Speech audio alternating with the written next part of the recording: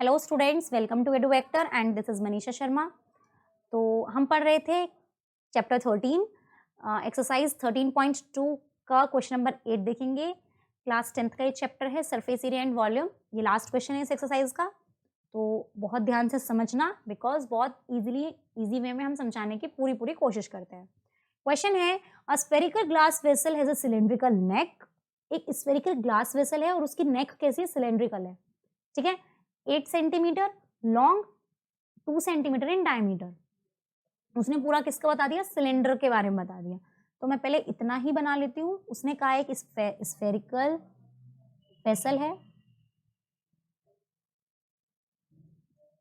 ठीक है, एक सिलेंड्रिकल वेसल हो गया और उसके पास क्या है, सॉरी, एक स्फेरिकल वेसल है और उस पे क्या है, एक सिलेंड्रिकल नेक है, ठीक है। अब उसने क्या बोला है कि जो सिलेंड्रिकल नेक है वो 8 सेंटीमीटर लॉन्ग और 2 सेंटीमीटर इन डायमीटर है। जो ये है वो 8 सेंटीमीटर एंड 2 सेंटीमीटर है। आप इसे चाहें तो इस तरीके से डॉटेड में ऐसे बना सकते हैं। ये डायमीटर कितनी है, 2 सेंटीमीटर, ठीक है।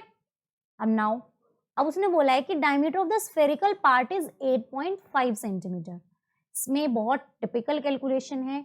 जो स्फेरिकल पार्ट की डायमीटर है उसकी वैल्यू उसने बता दी है कितना, 5 सेंटीमीटर आई थिंक। एक बार चेक कर लेते हैं। हाँ जी। अब उसने बोला है by measuring the amount of water it holds. एक बच्चे ने क्या किया कि उसके अंदर ये देखा कि कितना अमाउंट ऑफ पानी वाटर इसमें आ सकता है, तो उसे लगा कि इसका वॉल्यूम 345 सेंटीमीटर क्यूब का है, कि इतना आएगा। क्लियर। अब हमें ये बताना है कि क्या वो check whether she is correct और नॉट। अब हम क्या लेंगे कि वो सही है या नहीं है। जितनी भी इसमें मेजरमेंट है और पाई की वैल्यू रखनी है 3.14। बहुत ध्यान से समझना, इसमें कुछ भी इतना टिपिकल नहीं है, बट इसकी कैलकुलेशन बहुत ही ज्यादा हार्ड या हम कह सकते हैं थोड़ी प्रॉब्लम क्रिएट करेगी। देखो हमने क्या माना, सिंपल सिलेंडर की हमें हाइट दे दी, तो हम रेडियस r1 मान लेते हैं, स्मॉल r1 ऑब्वियसली। हम रेडियस r1 मान लेते हैं किसकी, स्फेयर की। कितनी, 8.5/2। तो या तो हम 8.5/2 रख दे और डिवाइड करके आएगी कितनी, 4.25 सेंटीमीटर, ठीक है। अब रेडियस हम मानते हैं ये हुई सिलेंडर की, सॉरी स्फेयर की। अब ये हम मानते हैं सिलेंडर की। R2 इज इक्वल टू कितनी है, 2 सेंटीमीटर। तो 2/2 is equal to 1 centimetre. Clear होगा इतनी बात। अब पहले हम क्या निकाल लें, वेसल का वॉल्यूम निकाल लेते हैं। तो हो जाएगा volume of vessel is equal to volume of sphere plus volume of cylinder. Clear. अब इतना होने के बाद कितना हो गया, पूरा बिल्कुल सिंपल और इजी हो गया। स्फेयर का वॉल्यूम कितना होता है, π/3 πr3। πr3, लेकिन हमें क्या लेना है, स्फेयर का कितना है, r1 प्लस πr²h। लेकिन r² उसकी कितनी है, r2। दोनों की रेडियस अलग अलग है तो पाई हमने कॉमन निकाल लिया। अब सॉल्व करो तो 4/3 r1³ हो जाएगा मेरे पास। आप इसे रखें डजेंट मैटर, जो भी आपको मन करे आप वो रख सकते हैं। 8.5/2 का होल क्यूब। क्लियर। प्लस उसके बाद पाई हमने बाहर निकाला, r2 कितना है, 1। तो 1 का स्क्वायर इंटू हाइट हो गई मेरे पास 8। इतनी बात आ गई समझ में, ठीक है। अब मैंने क्या किया कि पाई कॉमन तो था ही, 4/3। अब देखो इसे ना आप सॉल्व कर सकते हैं, बिकॉज मैंने इसे डायरेक्ट यहाँ पर लिखने की पूरी कोशिश करी है कि मैं डायरेक्ट लिख दूं। मैंने पहले कैलकुलेशन करके रखी हुई है। तो ये 76.765 है।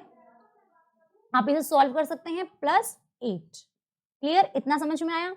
अब उसके बाद अब हमने क्या किया, इस पाई की आप चाहें तो यहीं पर वैल्यू रख सकते हैं, जिससे कि अब ऑब्वियसली इसमें इतना डिफरेंस है नहीं।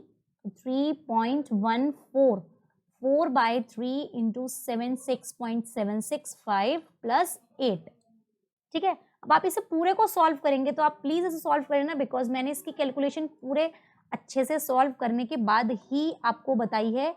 ये आएगा कुछ इस तरीके से 346.512, या मैं इसे और थोड़ा इजी कर देती हूँ आपके लिए।